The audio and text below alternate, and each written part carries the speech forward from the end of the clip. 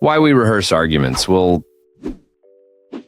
you are lying in bed at 11 p.m., perfectly delivering your side of an argument to a friend or boss that hasn't even happened yet. You script out your exact defense. You anticipate their dismissive tone. You plan the ultimate, undeniably logical comeback. You imagine the look on their face, and you feel the adrenaline spike in your chest, even though the room is completely quiet. Maybe you do this in the shower or while gripping the steering wheel on your morning commute, completely lost in a fabricated debate.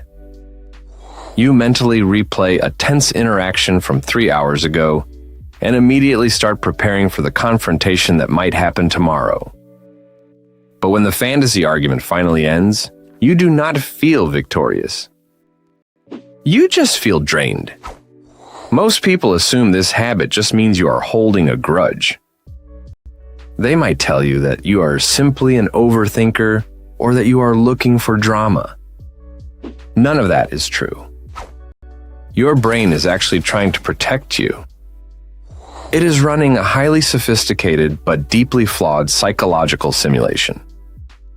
By the end of this video, you will understand why your mind forces you to fight exhausting battles that do not actually exist. More importantly, you will learn how to recognize when preparation turns into self-sabotage and how to finally step out of the ring.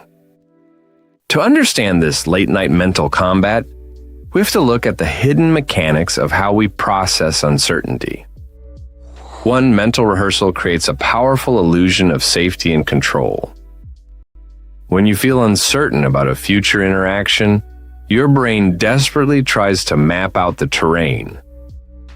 If you can anticipate every possible response, you feel less vulnerable to surprise. 2, this habit acts as a psychological survival kit.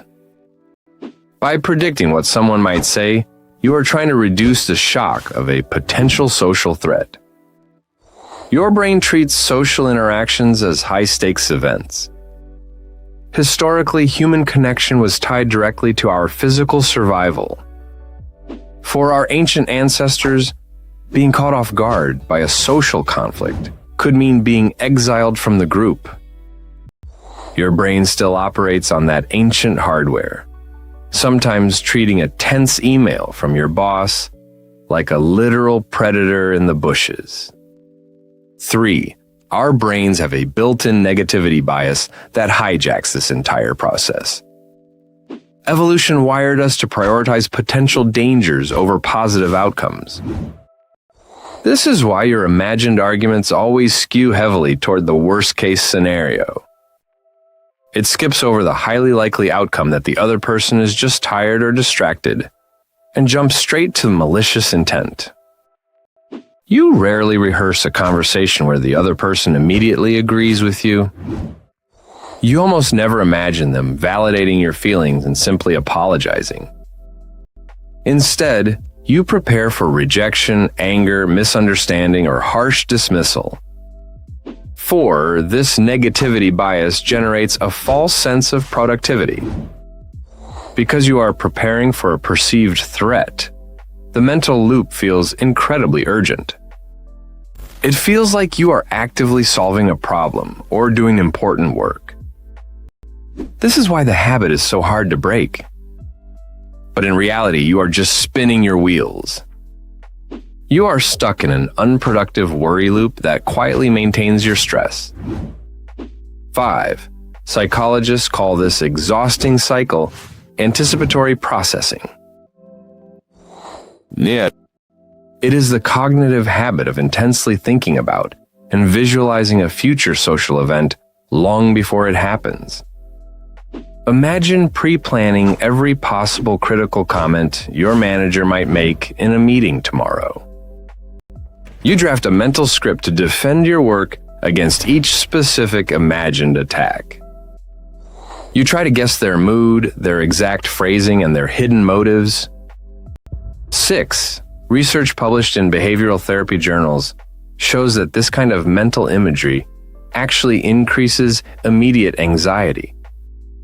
When you vividly picture the argument, Your nervous system cannot tell the difference between imagination and reality. It reacts exactly as if the threat is happening right now, right in your bedroom. Your heart rate elevates. Your muscles tense up. Your stress hormones spike. You are experiencing the intense physical toll of a fight that exists entirely in your own imagination. This is why you often wake up feeling exhausted after a night of overthinking. Your body was fighting a war while you were trying to rest. Furthermore, clinical studies reveal that this intense mental imagery impairs your attentional control. Because you have rigidly scripted the encounter, you become less adaptable. When the real conversation happens, you're so focused on waiting for your cue to deliver the comeback you practiced that you fail to listen to what the other person is actually saying. 7. This repetitive scripting is a recognized maintaining factor in the anxiety cycle. It does not relieve your stress or discharge your nervous energy. It actively feeds it. Cognitive behavioral therapy, or CBT, points out that this loop tricks you. It disguises emotional distress as logical preparation. This keeps you trapped in a state of high alert, draining your energy before the real event even begins. The more you rehearse the conflict, the more dangerous the actual conversation begins to feel. You end up dreading an interaction that might actually turn out to be completely harmless.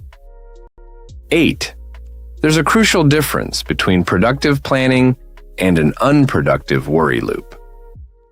Not all mental rehearsal is a bad thing.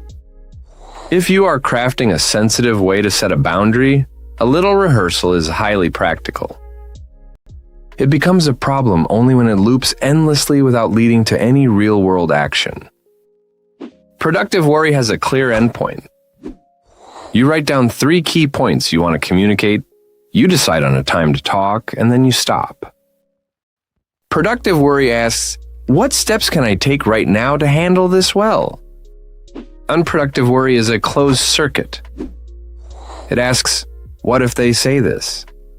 Over and over again without ever finding a resolution.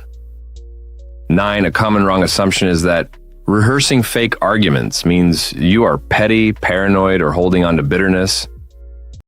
In truth, you're just a person whose internal alarm system is a little too loud.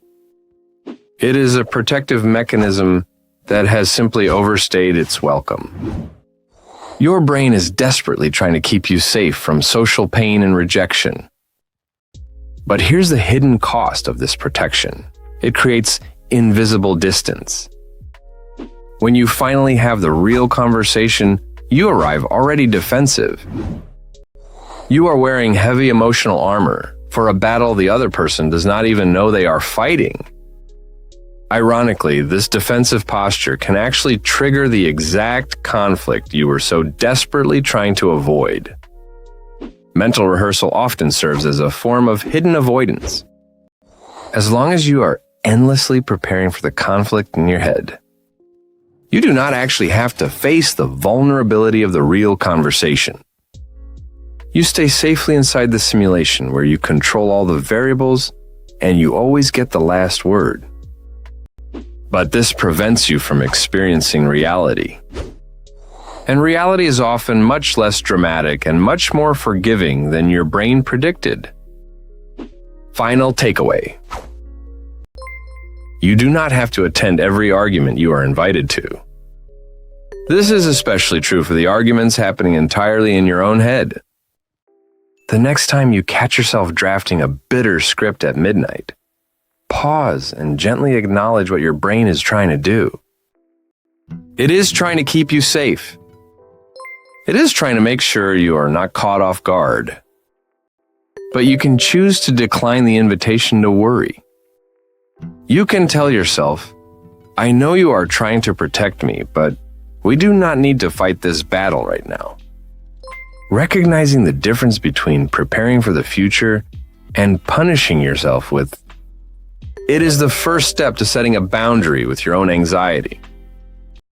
By stepping out of the rehearsal loop, you trade the exhausting illusion of control for actual, quiet peace. Safety can come with distance.